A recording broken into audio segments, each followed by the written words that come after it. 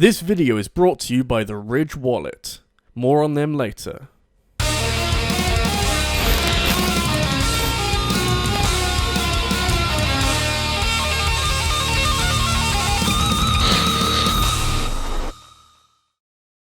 Oh wow, they actually did it! You might be sitting atop a mound of confidence thinking that Nintendo's decision to remaster a few 3D Mario games for the Switch is a no-brainer that celebrates Mario's 35th anniversary in style and should net them a ton of money, but I wouldn't be surprised if Nintendo didn't do something similar next year for Zelda's anniversary, because that's just how they roll.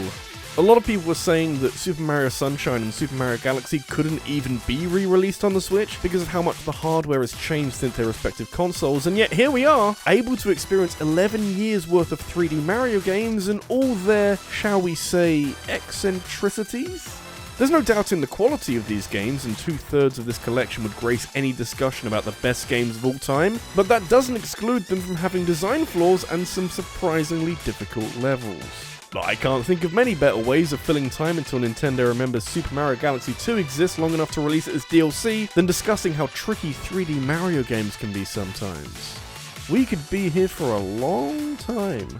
You need to remember that despite how irritating some Mario levels can be and how hopeless it can feel sometimes, dying over and over again, you can always just take a break and come back with a renewed sense of optimism, the sort you might get from this week's sponsors Ridge, whose front pocket watch is so light, durable and stylish enough to inspire the sort of confidence that really you can only get from practice and patience. I mean, it's not supposed to do that, but I'll take it.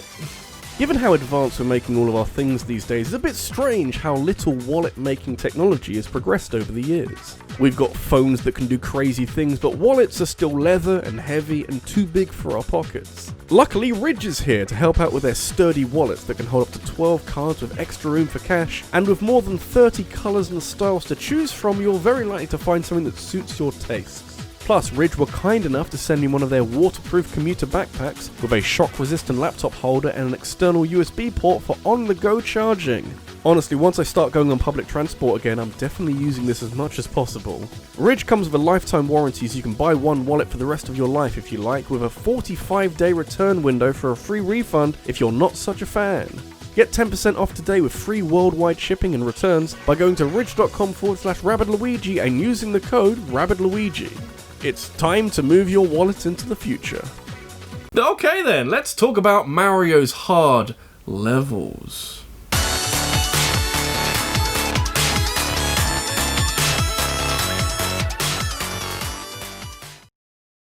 The worst kind of level from older 3D Mario games is the 100 coin mission. Is that a controversial opinion? Do I need one of those shitty Twitter pictures to pre-warn everyone before I drop an opinion so hot it scorches the air on the way down? In both Mario 64 and Mario Sunshine, these levels grind you down by asking you to stop all the fun parts of these creatively designed worlds and to comb them over several times to find enough yellow coins to net you a star or a shine sprite.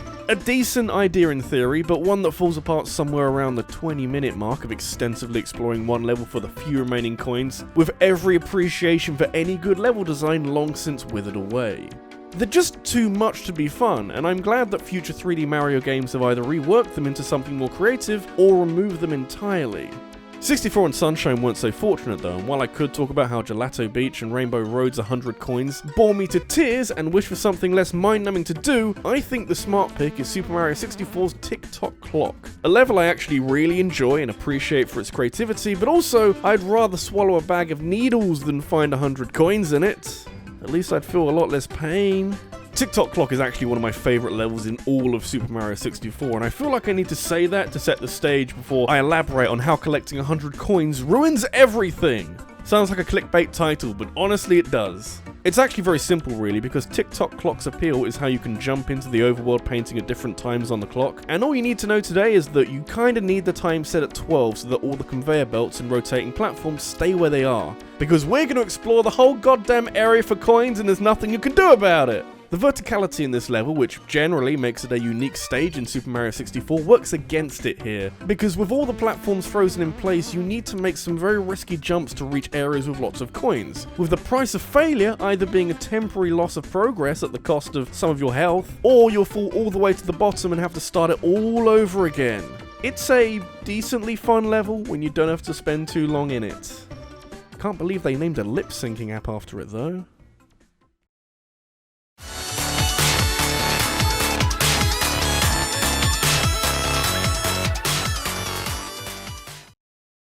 Super Mario Sunshine is a game that suffers from serious jank. Like grade A jankiness that frequently peeks its head and makes itself known numerous times in every playthrough, and no remaster in the world was ever likely to change that. I'm on board for it though, because it feels like the physics are volatile enough that you can throw Mario around the screen and have a lot of fun in the process. The best levels in this game thrive off of this physics engine and use both Mario's jumping with the added precision of FLUDD to really nice effect, and yet in spite of the existence of the secret levels where FLUDD is taken away and you're forced to make do with just your jumping, none of these levels are as hard as it gets in Sunshine.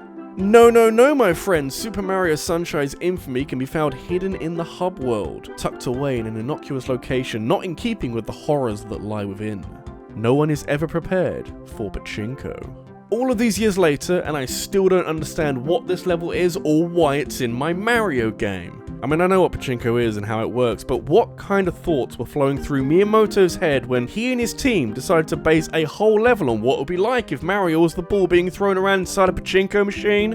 I almost love it because Mario's never done anything this stupid before, but it's let down spectacularly by this level's complete abandonment of the established physics engine. You know, that thing that's already pretty janky but reliable enough if you use the right moves and take long enough to understand it? Yeah, we're fucking not using that anymore. Throw it away.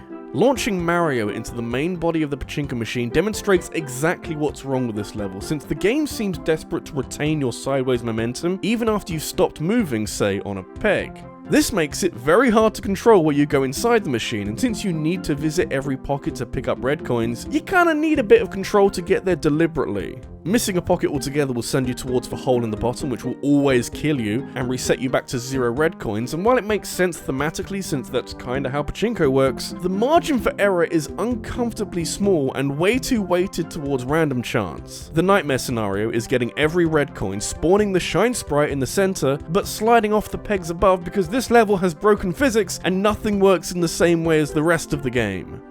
Who saw this and thought that this was okay?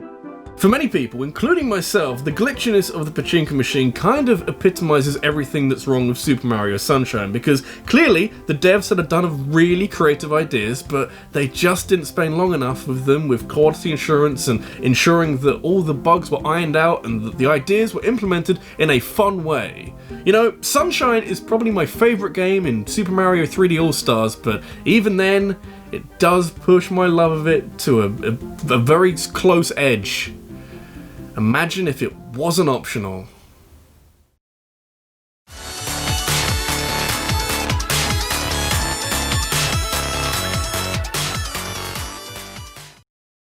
Seeing all these 3D Mario games being re-released is a brilliant vertical slice of Mario history, and, you know, a chance to see the development of certain things like level design and power-ups over the years. Plus, it's a chance to maybe play Super Mario 64 for the first time on account of not even being born anywhere close to 1996. You know, I was one, and I couldn't really have any appreciation for the finer details of one of the most influential games of all time. Or not shit myself. Mario 64 is definitely heavy on impact and cultural significance, but I'm personally a little surprised how well its controls have held up all these years later. This was Nintendo's first foray into 3D platforming, and yet everything Mario does is so clean and controllable that it allows the level design to sing and make so many memorable experiences. However, Mario 64 does have a few power-ups that play around with how Mario interacts with the environment around him. Metal Mario is simple enough, and the Vanish Cap has its limited uses, but the big kahuna is the Wing Cap, which allows Mario to fly and make more use of that vertical axis for a truly three-dimensional experience for the ages. That being said, controlling the Wing Cap isn't given quite the same care as everything else that Mario is capable of doing, and while it is fun to fly around some levels, it clearly wasn't made with precision in mind. I hope no one makes a level like that, that'd be crazy. Wing Mario Over the Rainbow is such a fucking tease of a level. You're thrown into it with a glorious overview of a land filled with clouds and rainbows, not too dissimilar to the level you play through in order to unlock the Wing Cap in the first place. The difference here is that this level is the last last secret level in the game, which naturally comes with a lot of added challenge, but unfortunately, a whole load more bullshit than most other stages in the game. You're flying from one cloud island to the next for red coins, but some of them are too high to reach without blasting off in a cannon, and all the madness that comes with getting the right trajectory and not flying off into oblivion. Plus, the wing cap is on a time limit and needs topping up with new wing caps, but sometimes the red box will spit out a reminder that if you're enjoying this video and want to see more, make sure to subscribe and click the bell for notifications of every new video. It's hard work to reach every red coin without fucking something up, and considering you're having to stop your momentum to reach a cloud by ground pounding without a shadow as a reference point, this takes a lot of practice and luck and most of all failure to get right. I think I'd just rather fly around and not worry so much about the destination. Mario 64 comes with life lessons as well, apparently.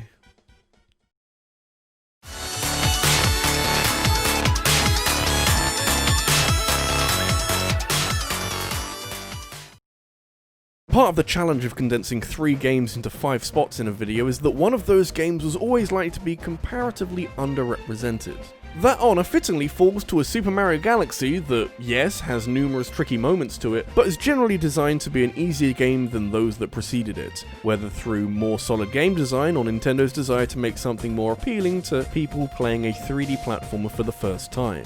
The challenge is there if you go looking for it though, and it will come as no surprise to anyone that the more infamous levels are optional comet levels, where you're flung back into a stage that you've already beaten, except now you're on the clock, or everything kills you in one hit, or you've got some purple coins to collect. The purple coins especially make up a healthy portion of the more aggravating missions, and if you're not scouting through a whole stage trying to find 100 coins scattered all over the place, you're frantically running from one corner to the next trying to find enough in the allotted time. Usually the timed purple coins aren't that bad since the game has enough mercy to put more than 100 coins in the level, but this isn't much of a help in Luigi's purple coins, where despite giving you 150 coins to play with, it's still really hard. Why is Luigi doing me so dirty right now? Not sure of the significance of giving the ultra difficult level to Luigi, but effectively this is the common equivalent of another level earlier in the game where you bounced around on an 8-bit Mario full of hazards and collected some silver stars so you can get a proper star at the end of it. You know, all that's changed with Luigi is now there's purple coins and a whole load of other way crazier shit to deal with. You know, I suppose it's different. Lots of the levels in this video are optional challenges designed to stretch a keen player close to their breaking point and test their love of a video game that has mostly been pretty fair. Super Mario Galaxy peaks with Luigi's purple coins, at least in terms of difficulty, and for once in this video, it isn't because of bad game design. It's a natural progression of difficulty to replace silver star hunting with a buttload of purple coins, and ramp things up further by introducing a timer and dark purple goo that insta-kills you, and while this is a lot for anyone to handle at once, I wouldn't describe it as unfair. Kinda wild to suggest that, considering some of the levels we've discussed so far, but whereas Tick-Tock Clock is slow and the pachinko machine is heavily reliant on luck, this purple coin mission is just the natural flow of typical gameplay ramped up to the extreme. It's almost a combination of a bunch of different comets, since you've got purple coins to collect, but are shackled with an imposing time limit and any major mistake is punished with insta-death, so you're kinda playing the worst that Super Mario Galaxy can throw at you. I'm not saying that certain Daredevil comets aren't also hard as shit, and the Dreadnought purple coins took me a long time as a kid, but I've got better since then and those levels don't trouble me as much now. Luigi's purple coins though, it always finds new ways of tripping me up. That boy Luigi sure has some problems he needs to work out.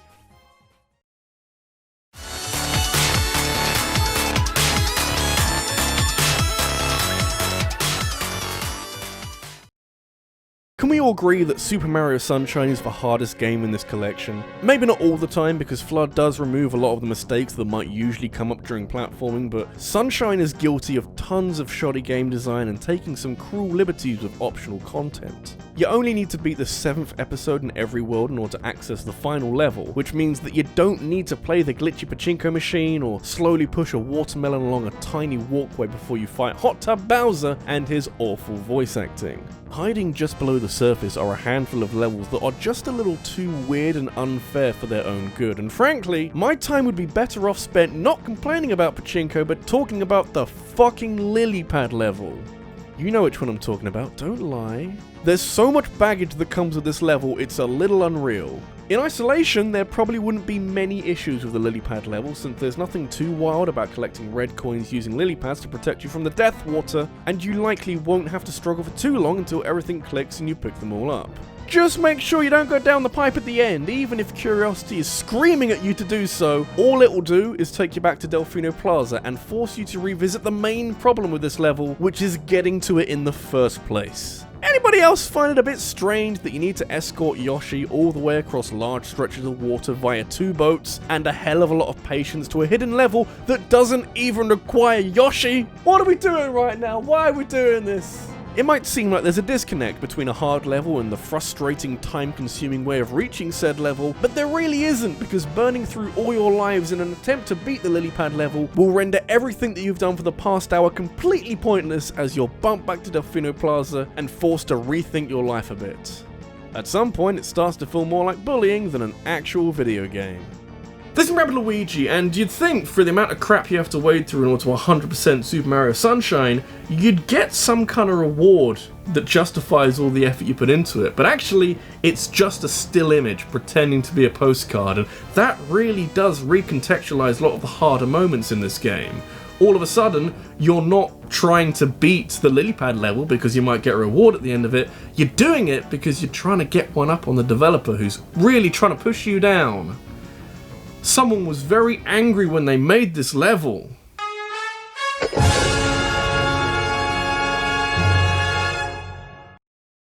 So, what topic would you like to see me cover next? Leave your suggestion in a comment on this video, because I'll be taking the best ideas and making a poll on my community tab, which you can then vote on to decide what the next video is about. I'll be announcing the winner of the poll over on my Twitter, so make sure you follow me so you don't miss out. Thanks for watching, and I'll see you in the next one.